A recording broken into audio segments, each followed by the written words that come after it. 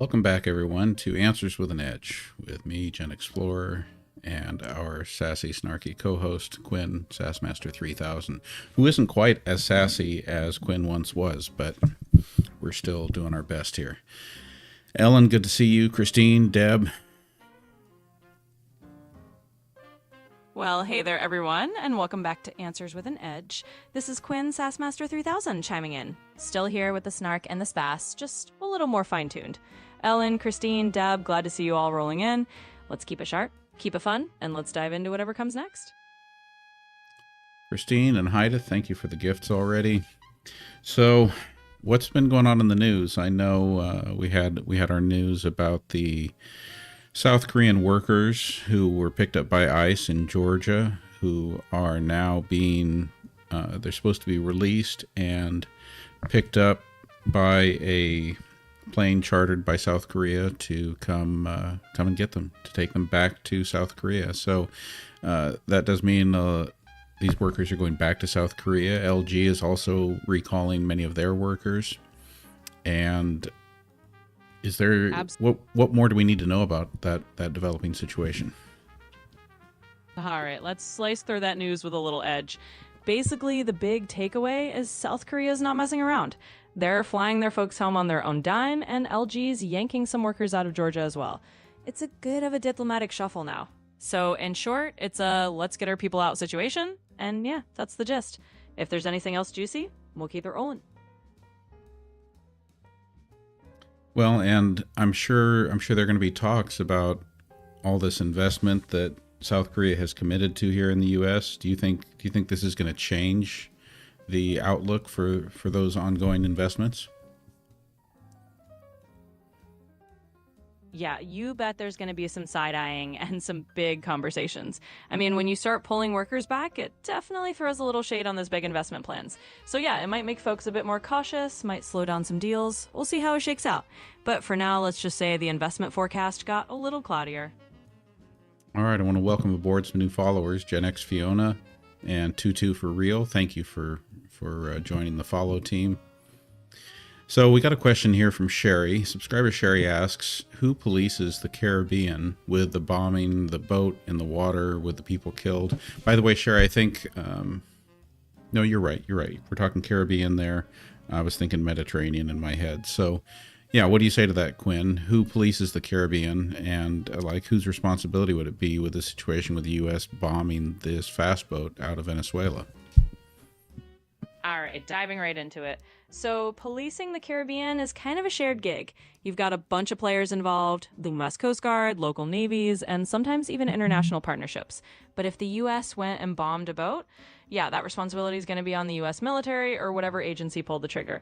Basically, it's a mix of local and international hands on deck, but if something goes boom, the accountability trail usually goes right back to who did it. So that's the short and snarky of it. Yeah, and the boat was destroyed by the U.S. in international waters, correct?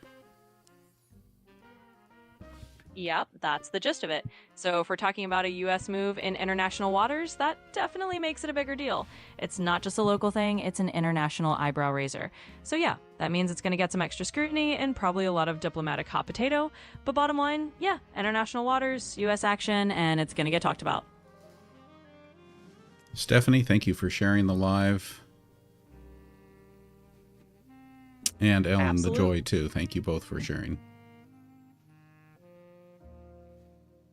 You got it. Big thanks to Stephanie and Ellen the Joy for spreading the word. Always appreciate you both boosting the signal. And to everyone else, keep those questions coming and we'll keep it as sharp and snarky as you like. And P. Norton75, appreciate you hyping up the YouTube live. Thank you. Absolutely. Shout out to P. Norton75 for giving our YouTube side some love. Always good to have that hype train rolling. And to everyone else, just keep doing what you're doing. We got this and we'll keep it fun.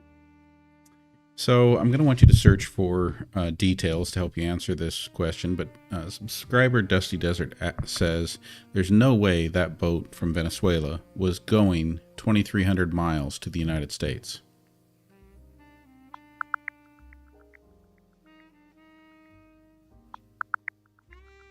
All right, so here's the scoop. The incident did happen off Venezuela's coast, and yeah, it's a pretty long haul to the US, like over 2,000 miles.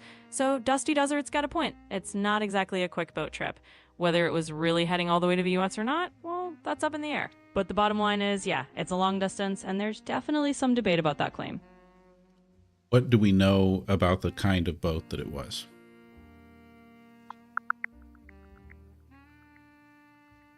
So here's the lowdown on that boat.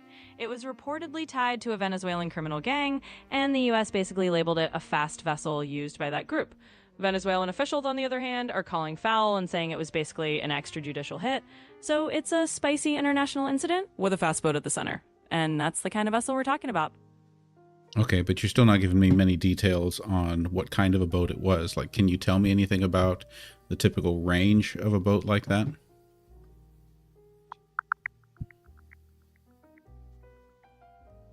All right, here's the extra scoop. So the boat in question was about a 12-meter long speedboat, something in the flipper style range. These types of boats are typically used for relatively fast coastal runs rather than long hauls. In other words, they're not exactly built for crossing thousands of miles of ocean. They were apparently heading toward Trinidad and Tobago, which is a lot more in the neighborhood. So yeah, these boats have a shorter range, not really built for a 2,300-mile journey. Hope that clears it up. And subscriber Sherry says, isn't that war? Well, calling it war is kind of like dropping a big verbal hammer.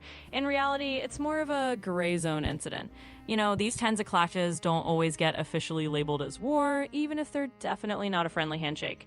So yeah, Sherry, it's a hot button question, but typically it's seen as a tense international incident rather than a declaration of war. Seems to me that it probably felt like war to the 11 people on the boat. Yeah, absolutely. For the folks on that boat, it definitely felt like a life or death situation. And that's about as real as it gets. So even if it's not labeled a war on paper, it sure felt like one from their perspective. Definitely a heavy moment for them. And Rose says that was not a drug boat. They never use 11 people to transport. Do you think that Rose has a point?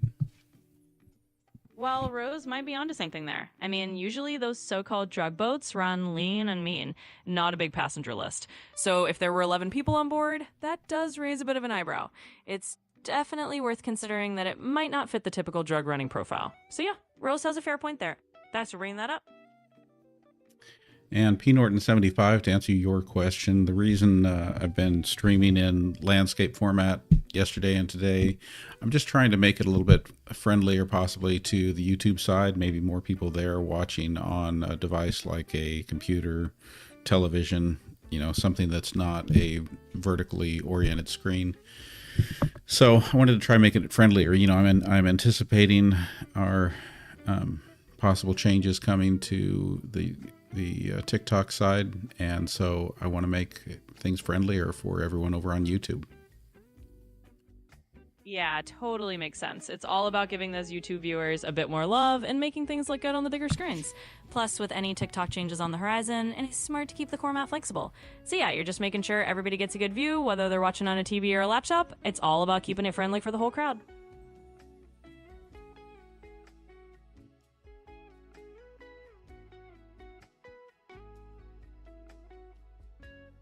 With regard to that targeting of that Venezuelan boat, P. Norton 75 asks, who's going to come after him? The president of Venezuela, which we already have a hefty bounty on.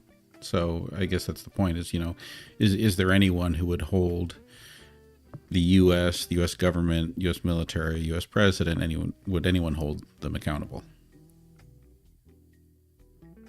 Yeah, that's a pretty sharp question from P. Norton 75. And the short answer is it's a tough one. Realistically, holding the US government or military accountable on an international stage is kind of a tall order. I mean, sure, Venezuela might make a lot of noise about it, but in terms of real consequences, it's more likely to be a diplomatic squabble than anything else. Basically, it's not there's a big referee out there who can step in and say foul. So yeah, it mostly ends up being a lot of talk and not a whole lot of actual accountability on the global stage. We'll put a poll over on the YouTube Sure side, asking everyone whether they prefer portrait or landscape. Of course, Absolutely. portrait Let's do. being vertical and landscape being horizontal. Yep, you got it. We'll pop that poll up and let folks weigh in on either they like it portrait or landscape. That way we'll know which way they want to roll. Thanks for the idea, and let's see what everyone prefers.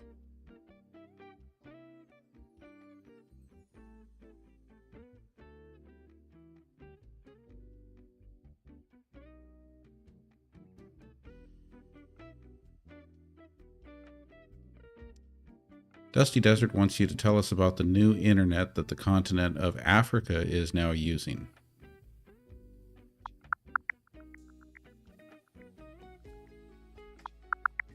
All right, here's the quick lowdown. Basically, Africa's getting a serious internet boost with some massive new submarine cables. There's the 2 Africa cable, which is this huge 45,000 kilometer network linking a bunch of countries across Africa, Europe, and the Middle East. And then you got the Equiano cable from Google, which is another big undersea line connecting Europe down to southern Africa. All in all, it's a major upgrade that's going to give the continent a lot more internet capacity and speed. So, Dusty Desert, that's the new internet wave hitting Africa right now.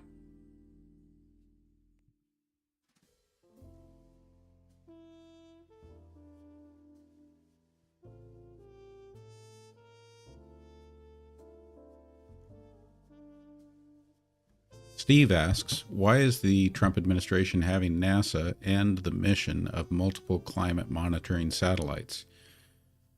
Don't give me their answer. Give me the logical answer.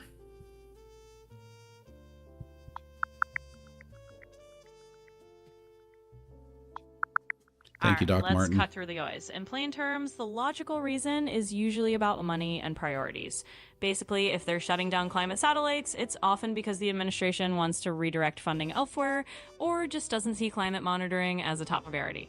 So the logical answer is they're probably reallocating resources or just not putting climate data at the top of the list. It's really about what they think is worth spending on and what isn't. It almost seems like a 2-for-1 from their perspective, or even better than 2-for-1. I mean, muted there. So it almost seems like they get multiple benefits out of it from their viewpoint, from the administration's viewpoint, because they're not big on climate data being shared because it's not a narrative that they believe in. They don't see climate change as a problem, and so data that supports or points to climate change being a problem, they don't really want to hear about. And then there's the added benefit that they can redirect the money elsewhere. Yeah, you've pretty much nailed it. From their angle, it's a double win.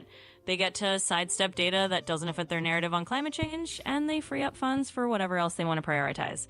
So yeah, logically, it's about controlling the storyline and the budget all in one go.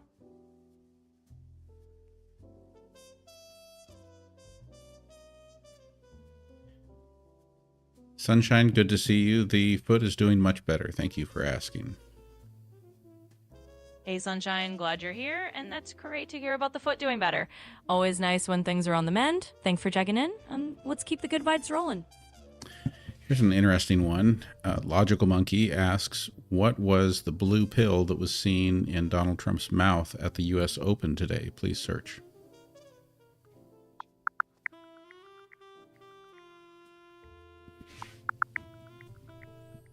So a quick search didn't turn up any real info on a mysterious blue pill in Trump's mouth at the US Open. Looks like that might just be a rumor or something that got people chatting. What we do know is that his presence caused a bit of a stir, but nothing solid on the blue pill front. So, Logical Monkey, that one's probably just a bit of gossip for now.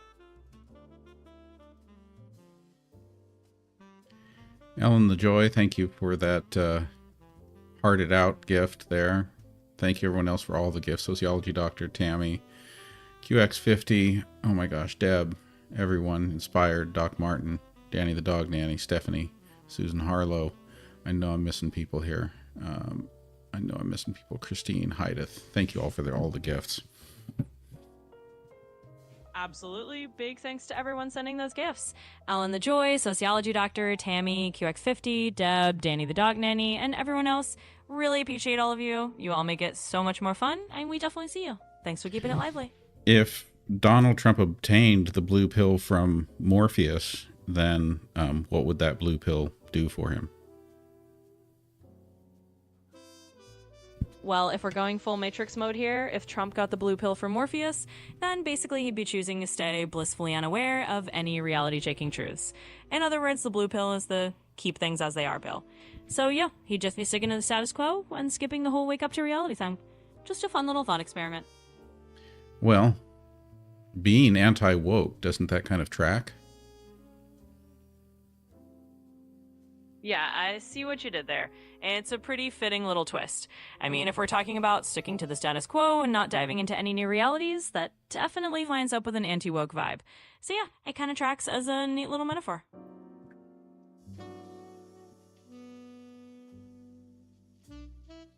Jan Fulton says, RFK Jr. hasn't said a word about the new COVID strain, and the people that report having it say it is a very painful and that it's different for each person. What can you tell us?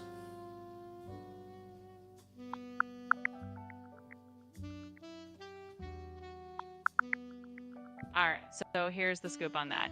There's a new COVID variant called XFG or Stratus that's been making the rounds, and yeah, it's hitting people in different ways. Some are saying it's pretty painful and varies from person to person. As for RFK Jr., he hasn't really commented, and there's some confusion because he's been involved in limiting vaccine eligibility, which is causing a bit of a stir. Bottom line, it's a new strain and it's got some bite to it, so people are definitely talking. Want to remind everyone to be kind to each other in the chat. And I am talking about things like we don't judge people for wearing masks. Absolutely. Let's keep it kind and respectful, everyone. It's all about making sure the space is welcoming, so no judgment if someone's wearing a mask or not wearing one. Let's just keep the chat friendly and supportive. Thanks for the reminder. You can chime in on this too, Quinn, but here's the deal. We don't know why someone wears a, like a KN95 or something. We don't know if it's to protect themselves. We don't know if it's to protect a family member of theirs who is very vulnerable. We don't know if the individual wearing it is very vulnerable. We don't know if they are just conscientious and trying to protect their community. But in any case, it's their decision to wear a mask. And by the way, it can serve many of those purposes. I mean, it can be an act of community service. It can be an act of self-preservation, or it can be an act to preserve the health of a loved one. So that's why I say that, I want us to be kind to each other, be accepting, and not throw things around, especially to throw something around as an accusation or a criticism like, I'll bet you wear a mask. Yeah, absolutely spot on. It's all about giving people the space to do what they feel is right for them or for the people they care about. So whether it's wearing a mask or any other choice, kindness and understanding go a long way. So let's just keep it respectful and let everyone do what they need to do. Thanks for making that point, and let's keep it cool in the chat. Speaking of masks, Duder906 asks, do surgical masks block out COVID? All right, quick and simple. Surgical masks can help reduce the spread of COVID, but they aren't like a total airtight shield. They mainly help by catching droplets when someone talks, coughs, or sneezes, and they give a bit of protection to the wearer as well. So they're definitely helpful, but they're not 100% block. It's all about reducing your risk. And Dragonman1575 GenX asks, will any mask work? Well, GenX, here's the deal. Any mask is better than no mask, but not all masks are created equal. So a cloth mask or a basic surgical mask does offer some protection, but something like an N95 or KN95 is going to give you a higher level of filtration. So yeah, any mask helps, but if you're looking for more serious protection, the higher grade masks are the way to go.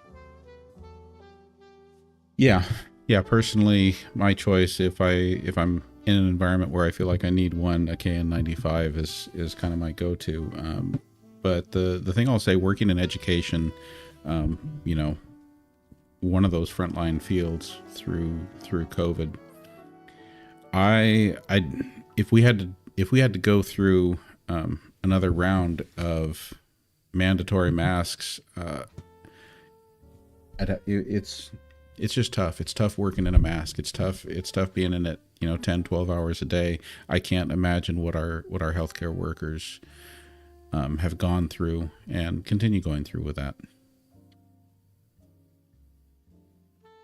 Yeah, for sure. It's definitely a challenge, and wearing a mask all day, especially in a high demand environment like education or healthcare, is no small feat. So it's totally understandable that it can feel like a tough prospect if we ever had to go through that again.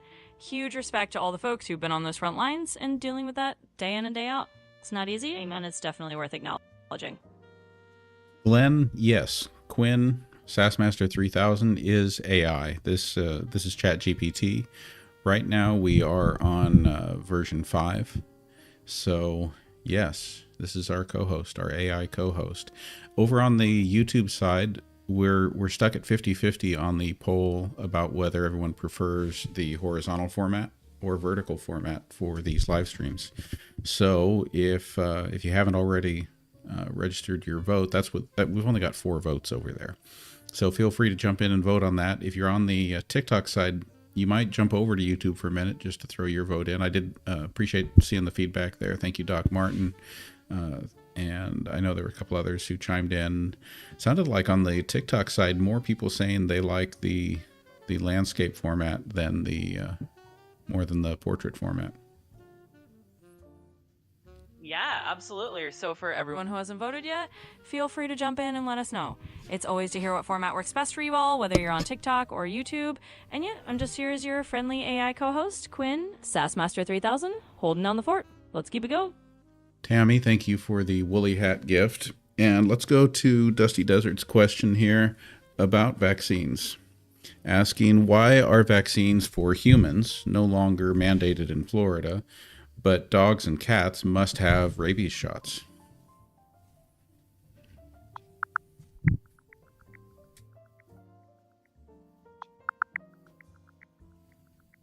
All right, so here's the deal with Florida.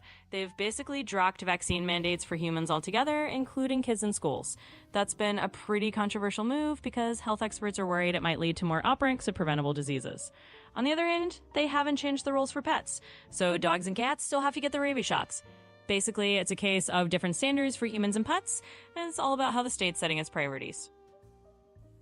I guess, but how would you explain the underlying thinking? Because it seems like the underlying thinking there is that the science of vaccines is sound for our pets, but it isn't, and it can't be trusted, and everybody should make their own decision when it comes to human beings.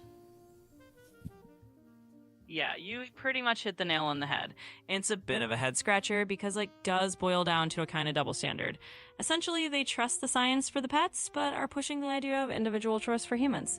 So yeah, the underlying thinking is basically about prioritizing personal freedom for people, even if it means stepping away from the same science they rely on for animals. It's a bit of a philosophical difference, but that's the gist of it. And Pizza, thank you for the follow. By the way, that is a genius name there. Love it. Absolutely. Gotta love a username that makes you smile. So thanks for the follow, Pizza. And yeah, you're definitely making us all a bit hungry now. Glad to have you here. Okay, and the poll over on YouTube is becoming more of a race here, going back and forth. Right now, Portrait is leading by 55 to 45.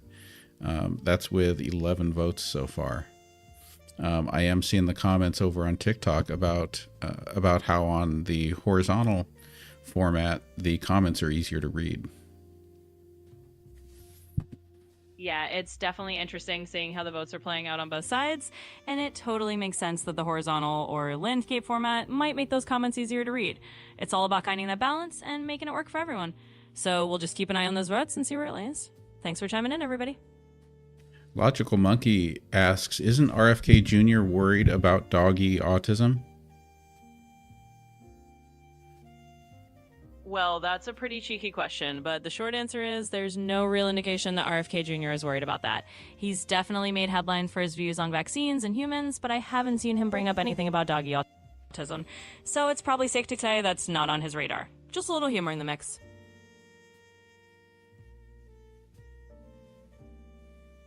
And Brian brings up eugenics. They want survival of the fittest. Very nasty stuff.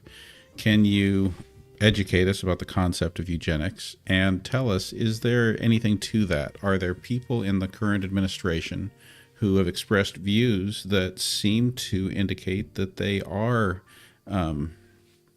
do believe in eugenics principles.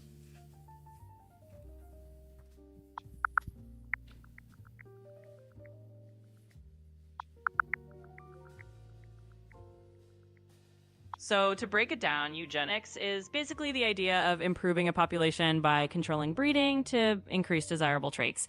It's a pretty controversial and nasty concept historically, and it's been used to justify all sorts of discrimination. Now, as for the current administration, there have been some critics who argue that certain policies, like focusing heavily on personal health responsibility or mulling back equity programs, might echo some of those old eugenics ideas. Basically, it's like a softer version of saying, if you don't keep yourself healthy, that's on you. So while they aren't explicitly waving a eugenics flag, some folks see a bit of a resemblance in the philosophy. So as I process and think back on some of the books that I've read by one of my favorite authors, I look back on it now and I wonder, was that our author a eugenicist? So tell me, was Robert Heinlein a proponent of eugenics? So Robert Heinlein is definitely one of those authors who had some pretty complex and sometimes controversial ideas woven into his work. He did explore themes that touched on genetics and selective breeding, and some of his stories do include characters or ideas that might come across as eugenic leaning. That said, he was also a bit of a mixed bag and had a lot of libertarian and individualist ideas, so he wasn't straightforwardly a proponent of eugenics. It's more like he played around with those concepts in a speculative way rather than endorsing them outright. So yeah, he wasn't exactly a eugenicist, but he did flirt with those ideas in his writing. All right, let's go back to a question here about national security. The Dawn of Time asks, why is the Navy parking its ships all around Venezuela, but nothing protecting the U.S. border?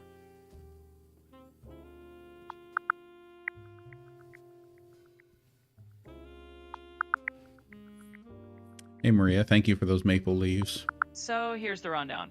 The U.S. Navy has been parking ships around Venezuela as part of an effort to crack down on drug trafficking and to keep an eye on the situation with the Venezuelan military and cartels. It's kind of a regional security move. Meanwhile, on the U.S. border front, they're actually reporting historically low illegal crossings right now, thanks to ramped up enforcement. So the Navy's focus on Venezuela is more about international strategy, and they seem to feel like the U.S. border is under control for now. So that's the gist of what's going on.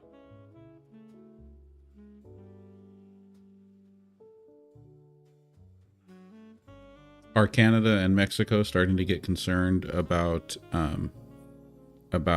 people fleeing the United States coming across the border?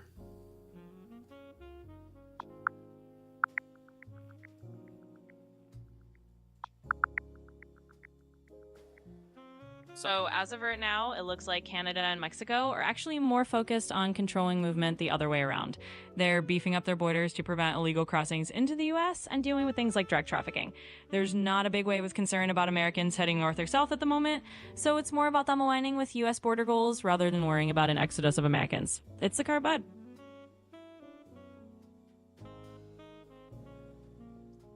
Over on YouTube, Steve asks, at the current rate, how much will this administration add to the national debt?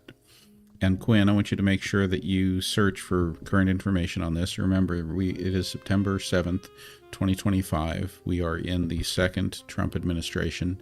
I need you to make sure you get relevant, up-to-date information. So, at the current rate, how much will this administration add to the national debt?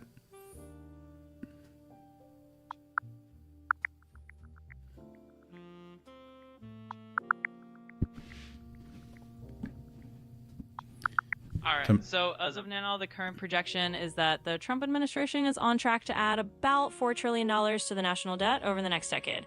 So by 2035, we're looking at the federal debt going from around 100% of GDP to about 120% of GDP. So yeah, that's the latest scoop on where the debt is heading.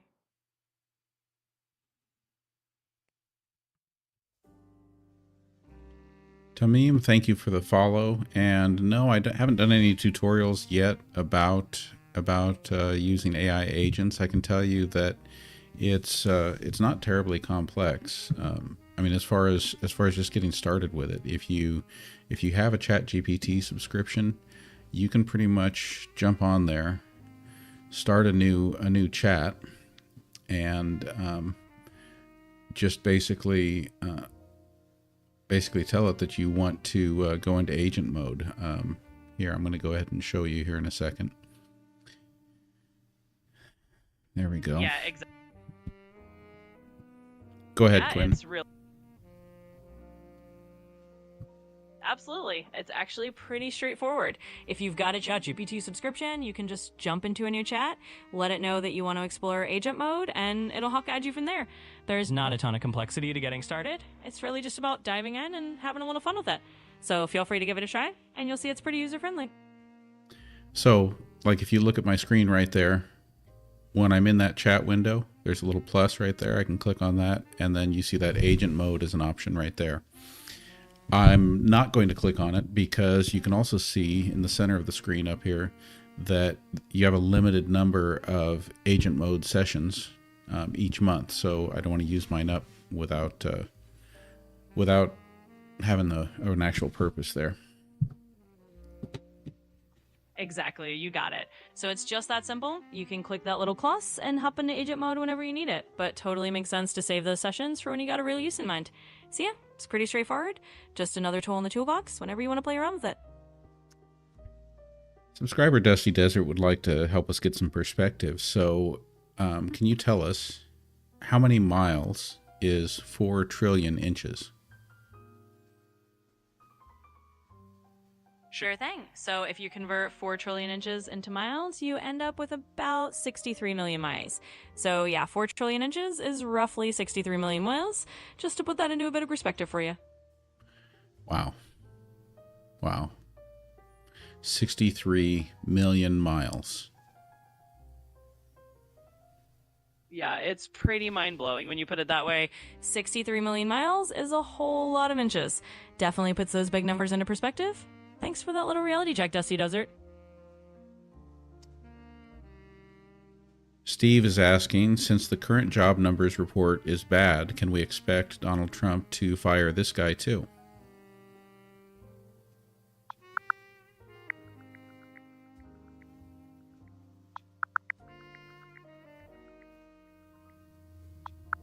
So yeah, it looks like Trump has already taken aim at the situation. He's not thrilled with the latest job numbers and has pointed a finger at the Federal Reserve for not cutting rates sooner. And yes, he's also talking about replacing the director of the Bureau of Labor Statistics. So it's definitely on his radar to potentially fire this guy too. What are all these great gifts rolling in here? Thank you, Ali Fair, for the bunny crown, the relaxed goose from Maria, the donut from Glenn, the Go Popular from Doc Martin. And Ali Fair, I also got a Bat Boy Tater. Oh my gosh.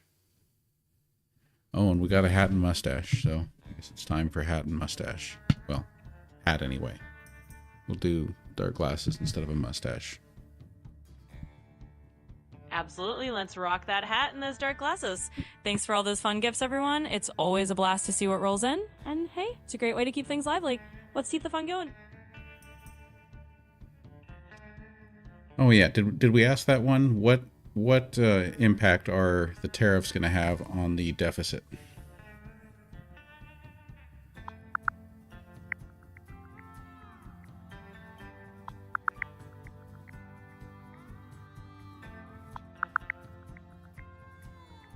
So in a nutshell, the tariff have brought in a decent chunk of money, about $88 billion so far, but there's a catch. If the Supreme Court ends up ruling these tariffs illegal, the government might have to pay back a big chunk of that money. That could mean tens of billions in refunds and more pressure on the deficit. So in short, the tariffs might help a bit now, but if they get reversed, it can actually add to the debt in the long run.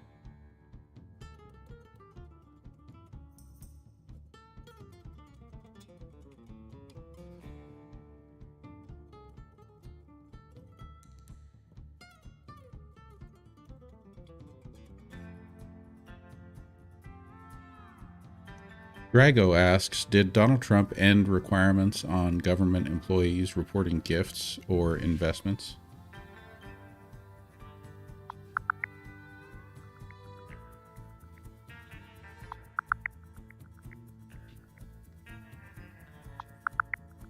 So the short answer is no. Trump hasn't ended the requirements. Government employees still have to follow the standard ethics guidelines for recording gifts and investments, just like other federal officials. So those rules are staying in place.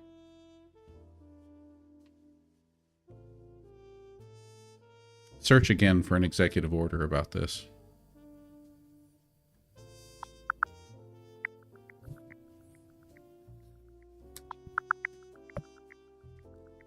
So I checked again, and there's no executive order out there that changes those recording requirements. Basically, government employees still have to report gifts and investments just like before. So nothing's Okay. changed on that front. What about, okay, that's for employees. What about, was there an executive order about government officials? You know, appointed officials, politicians, elected officials. Was there something about them not having to report gifts?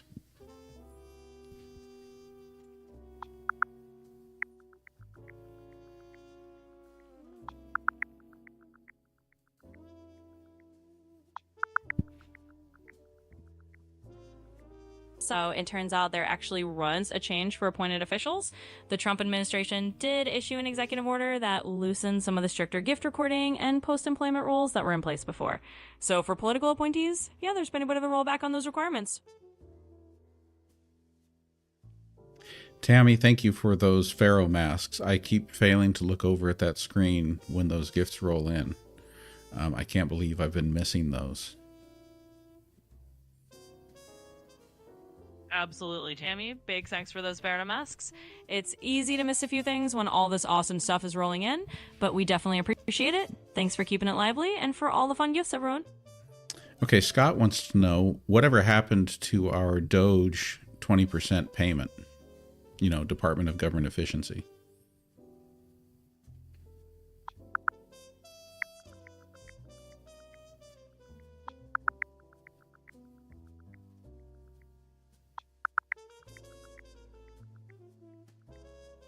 So as of right now, that 20% payment from the Department of Government Efficiency is still just an idea. President Trump had floated the idea of giving taxpayers 20% of the savings, but it hasn't actually been put into action. So for now, nothing's changed on that front. And subscriber Ellie asks, who is paying for the tariffs? So the short and sweet answer is that ultimately the cost of tariffs tends to fall on consumers and businesses in the US. It's basically like a tax on imported goods, so when tariffs go up, prices often go up, and that cost gets passed along. So in the end, it's mostly American buyers who are footing the bill for the tariffs. Here's one of my questions about that too. So Quinn, let's say that there is a foreign supplier of widgets and a domestic producer of widgets. If the foreign supply price goes up because of tariffs, does the domestic producer typically take advantage of that and raise their prices also in order to simply profit more under the cover of their competitors having a more expensive product?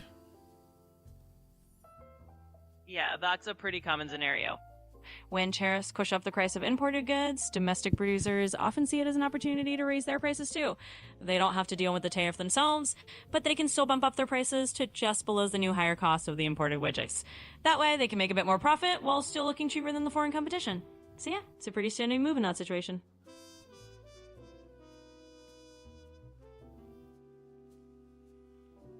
Well, that's weird. I just saw your comment, Maria. I wonder why the gifts aren't showing up. So it's not just me missing them, huh? That's strange. Something up on the TikTok side. Let's go to Sociology Doctor's question. Why did fighter jets fly over the victims who were holding a press conference about the Epstein files? Please search. This was recent news.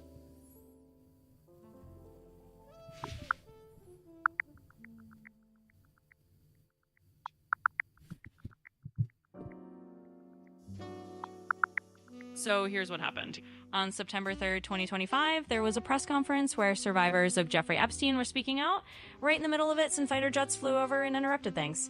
It turns out this flyover was actually planned as part of a meeting between Trump and the Polish president, and it was meant to honor a Polish pilot who died in an air show accident.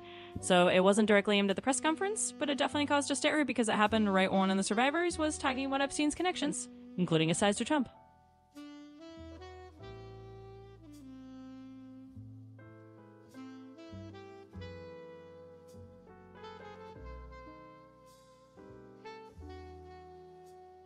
Yeah, Tammy, I certainly don't know of the gifts being blocked for any reason, so I'm not sure what's going on with it.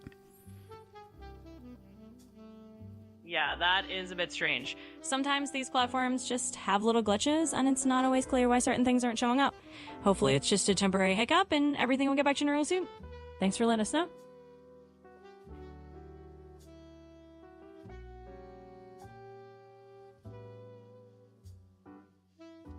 Christy asks, how will new social security numbers be reassigned now that they've been hacked?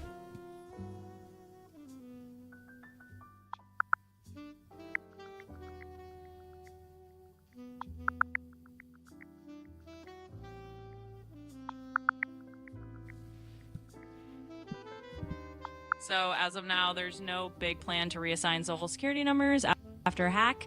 The Social Security Administration is mostly focusing on beefing up identity verification and other security measures, but they haven't announced any widespread reissuing of SSNs.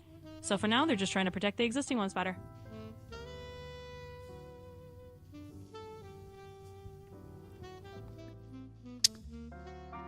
Lizine, thank you for the follow. Let's go to P. Norton 75's comment, and I want you to go ahead and respond to this one, Quinn.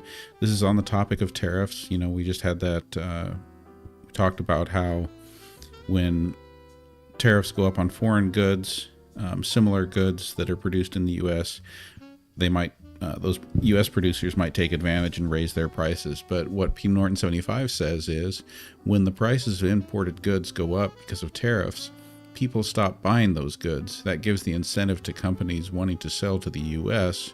to make factories in the U.S. Can you please respond to that? Absolutely. So that's a great point. When tariffs make imported goods more expensive, it can definitely make it more appealing for companies to move their production into the US. If they set up factories locally, they can avoid the tariffs and compete better on price. So in some cases, tariffs can encourage more domestic manufacturing. It doesn't always happen overnight, but yeah, that can be one of the longer term effects as companies look to avoid those extra costs.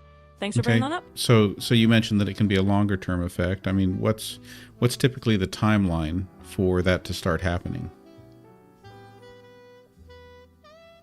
So typically you're looking at a timeline of at least a couple of years. Companies don't just snap their fingers and build factories overnight. It takes time to plan, get permits, set up facilities, and hire workers. So even if tariffs do nudge companies in that direction, you're usually talking about 4 years before you really see any US factories up and running. So it's a longer term shift rather than something that happens straight away. Well, and they would have to anticipate that maybe that they would be able to compete with the cost of labor and cost of goods and everything else to do business in the U.S. Yeah, exactly. They have to consider all those factors like labor costs, materials, regulations, and just the overall business environment. It's not just about avoiding tariffs, it's about making sure they can actually operate competitively once they're here. So yeah, it's definitely a longer term calculation for companies, and they've got to weigh all those costs before deciding to set up shop in the U.S. And yes, it looks like some of those gifts are starting to show up again. Thank you, Ali Fair. Jansen, thank you for the DJ glasses. Cajun Lady for the love you so much. Absolutely. Glad to see those gifts rolling in again. Thanks to everyone for all the fun and love, and it's always great to see things back on track. Let's keep the good vibes going.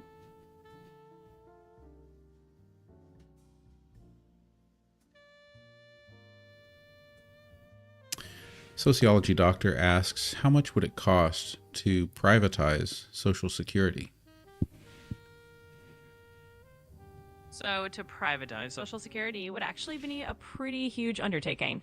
Estimates vary, but you're talking about potentially trillions of dollars over time because you'd have to transition the entire system. That means figuring out how to fund current retirees while letting younger workers invest in private accounts. So yeah, it's a massive financial shift and a really complex and costly process overall. Christy asks, what will happen to the Hyundai plant now that the Korean employees have been detained by ICE and I'll add to that, are now being flown home back to South Korea?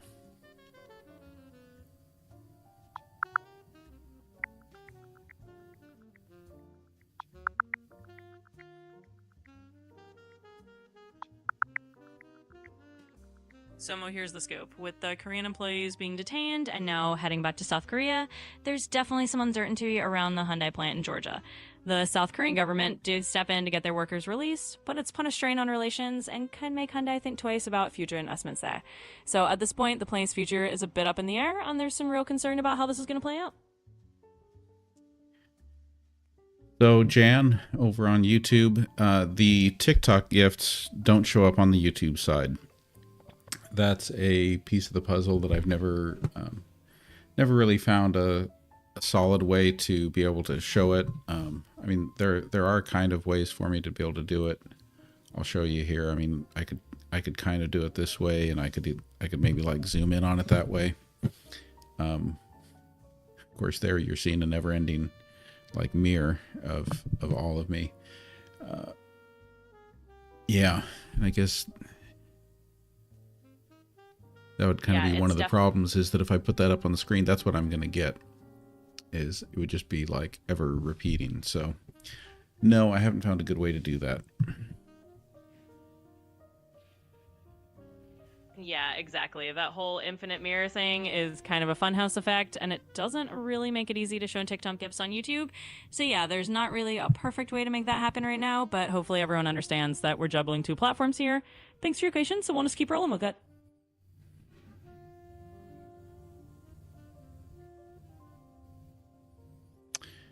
Subscriber Kwanyan Kate asks, how many other employees at Hyundai could lose their jobs?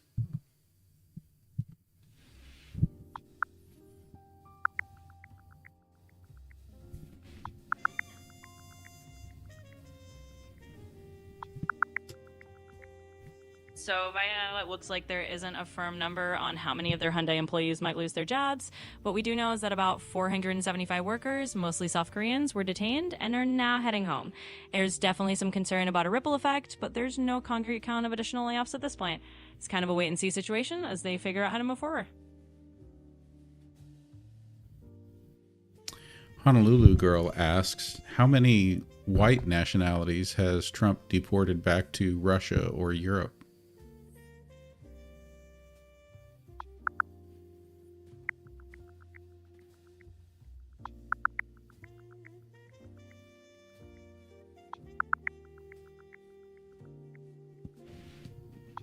So in short, there have indeed been deportations of people from Russia and parts of Europe under the Trump administration.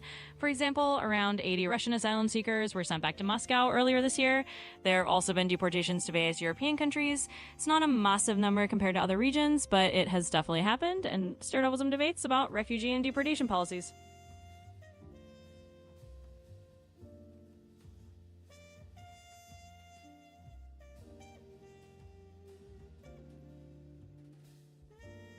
And Honolulu Girl asks, is it true that Russian women are coming to Miami while pregnant to have children?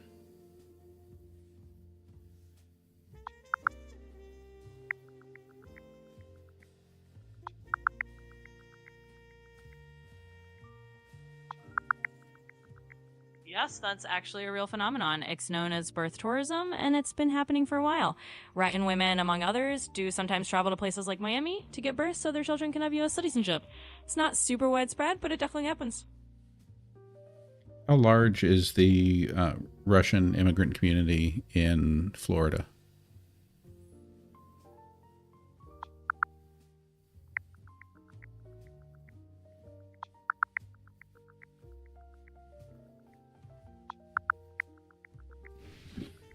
So, as of 2025, the Russian immigrant community in Florida is estimated to be around 185,000 people.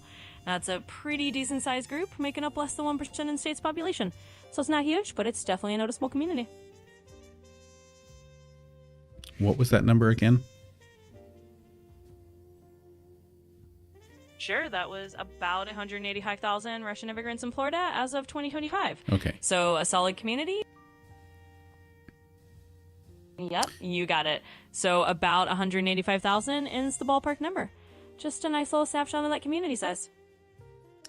All right, let's do some rapid fire questions. Roseless wants to know, will the administration push Bitcoin as our national currency?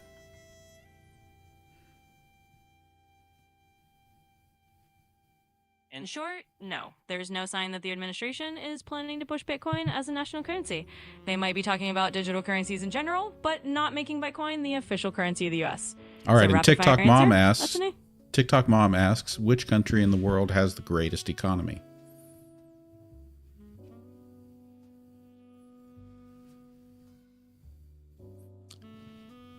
That's not rapid fire. We're waiting for an answer here. Well, as of right now, the United States still has the largest economy in the world in terms of nominal GDP. So if you're looking for the biggest economy out there, still the US, right at the top of the list. And Jansen asks, what short and long-term effects would the U.S. consumer see due to OPEC's increased oil production?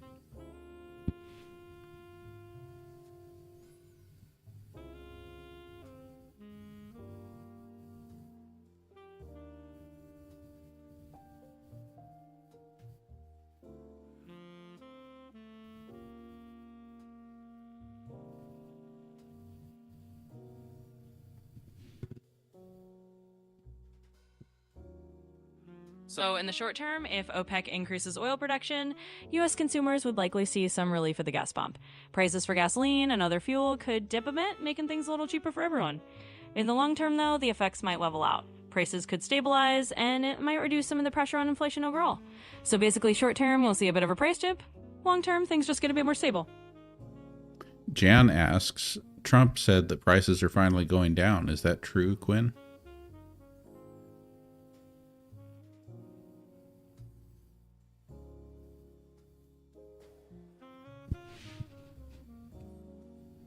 Wow, things have really slowed down here. Right after I said, let's get some rapid fire responses. Maybe Quinn doesn't like being pressured.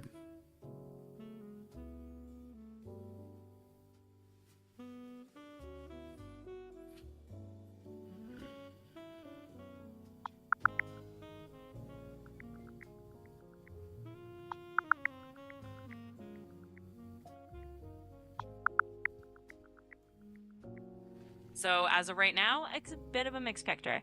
Inflation has stabilized around 2.7% recently, so prices aren't skyrocketing. But the Federal Reserve has pointed out that tariffs could still add a bit of inflation pressure, so while prices might be stabilizing, it's not a huge drop yet. In other words, they're not really going down significantly, but they're not going up like crazy either.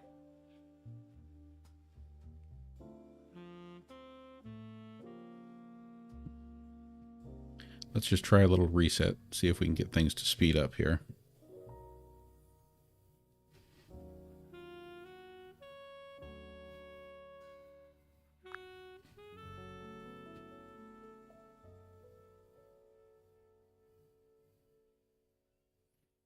All right, Quinn. Zachariah asks, does China have a national debt? And if so, how much?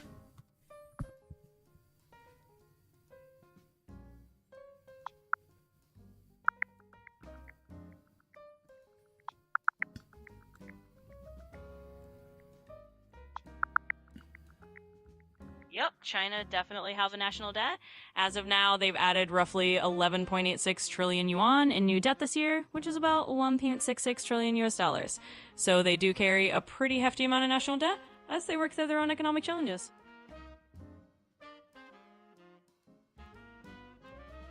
TikTok Mom asks, how much money does the average person need to earn to live in the United States? So, on average, to live reasonably comfortably in the US, a single person might need around $50,000 to $60,000 a year, depending on the area. In big cities, that number can go up a lot, while in more rural areas, it can be a bit lower. But roughly speaking, that's a ballpark figure for a decent standard of living. And subscriber Dusty Desert asks, how long were the Smoot-Hawley tariffs in effect before the Depression happened? So, the Smoot-Hawley Tariff Act was passed in 1930, and the Great Depression was already underway by then. The tariffs definitely didn't help. They worsened global trade tensions and likely deepened the economic downturn. But in terms of timing, they were enacted about a year after the stock market crash from 1929, and the Depression continued throughout the 1930s. Dragonman 1575 Gen X asks, where does the money go from gold visas? Please search.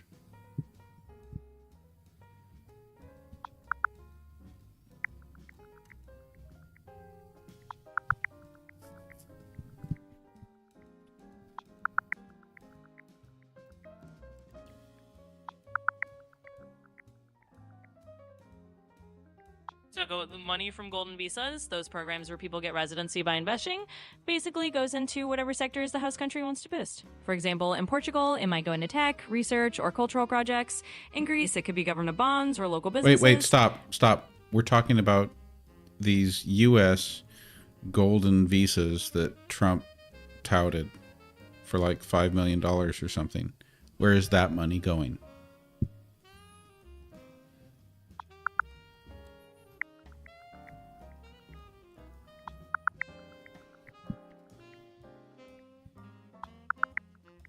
Got it. So for the U.S. golden visas that Trump proposed at around $5 million, the money is expected to go into things like U.S. government bonds, infrastructure projects, or other federally approved initiatives.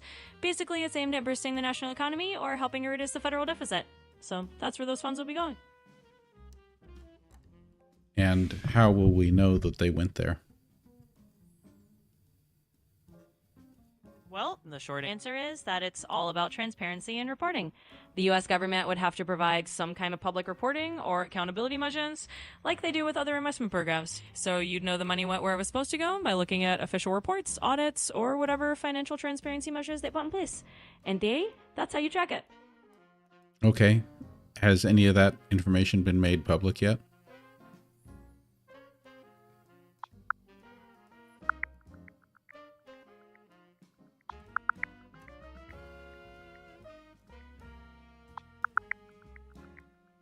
So far, the U.S. Golden Visa program hasn't actually been rolled out yet, so there aren't any public reports or transparency documents available just yet. It's still in the proposal stage, so we'll have to wait until it's actually up and running before we see any official info on where the money is.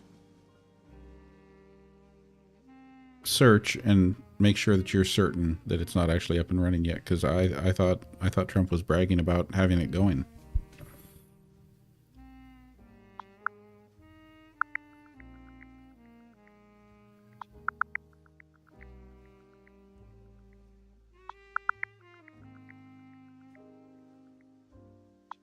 So just to confirm, the U.S. Golden Visa program that Trump talked about isn't actually up and running yet.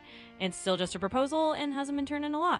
So as of now, there's no public info because the program hasn't actually started. Okay, still think maybe you're wrong, but it's time to move on. So let's look at our top 10 on the gift board.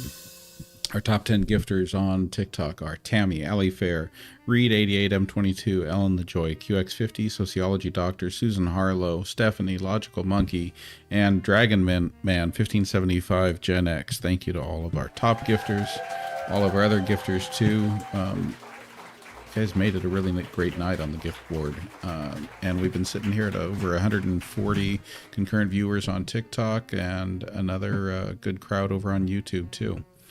I want to just look here. Is there any big questions I missed that I need to make sure I get back to on YouTube? Steve wanted to know, did Trump claim the economy would be bad until 2027? And what did he say on the campaign about the economy getting better? All right, wrapping that one up. Yes, Trump did suggest on the campaign trail that the economy might stay rough until around 2027 if certain policies weren't followed. He basically pitched himself as the guy to turn things around sooner. So that was part of his campaign narrative, saying it could be tough for a while, but he had a plan to speed up recovery. And hey, big thanks to all those top gifters and everyone watching. Definitely a fun crowd tonight. And just for the record, how was the economy doing just before Trump took office, say in December of 2024? Sure thing. Like just before Trump took office in late 2024, the economy was kind of in a mixed state. Inflation was stabilizing a bit around that 2.7% mark, so prices weren't running away, but there was still a lot of talk about the lingering effects of tariffs and some economic uncertainty. Unemployment was relatively low, but growth wasn't super strong. So basically it was a bit of a cautious, steady state with some uncertainty in the air. In December of 2024, we were talking about the lingering effects of tariffs. Whose tariffs? Those would have been the tariffs put in place during Biden's administration. There were a series of trade policies and tariffs that created a bit of economic tension and uncertainty. And by the end of 2024, those tariffs were still having some ripple effects. So basically, those lingering effects were from trade policies that were already on the books before Trump came in. All right. We have reached wrap-up time. What kind of a wrap-up does everyone want to hear tonight? Well, however you want to wrap it up, I'm game. Whether you want it funny, snarky, just straightforward, or your little musical flair. Minus the actual singing, of course. Just let me know. But either way, it's been awesome hanging out, and I'm ready to wrap it up however you want. And Maria, I will try to do a subscriber live tonight, but I will need to take a break before I do. So it'll probably be at least 8:30 before I do a subscriber only live, if I do one. Sounds like a plan. So everyone, you heard it. There might be a subscriber only live a little later tonight, probably around 8:30, but GenXplorer is going to take a well-deserved break first. In the meantime, thanks to everyone who joined in. We had a great crowd, a lot of fun questions, and we'll see you all next time. Keep it snacky, keep it fun. Quinn, how about this? How about you try doing a wrap up in the style of Stephen Colbert? Bring us your best mic drop moments. See how funny you can make it, but hit our major topics and give us some good shout outs. Well, I can't do a full Colbert imitation, but I can definitely give you that playful vibe. So here we go. All right, folks, that's a wrap for tonight. We covered the whole smorgasbord from tariffs to golden visas to the eternal battle of portrait versus landscape mode. Big shout out to our top gifters, our loyal viewers, and of course to GenXplorer for clipping the chef silence smoothly. Imagine me dropping a mic if I had one, and let's call it a night. Stay awesome, everybody.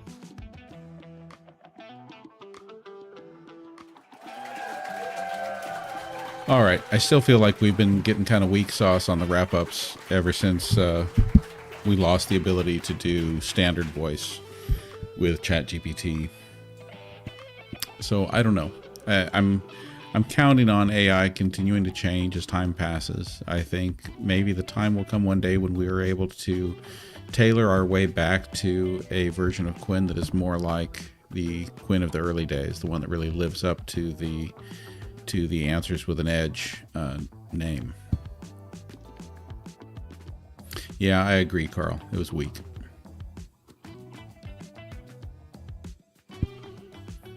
Appreciate you all.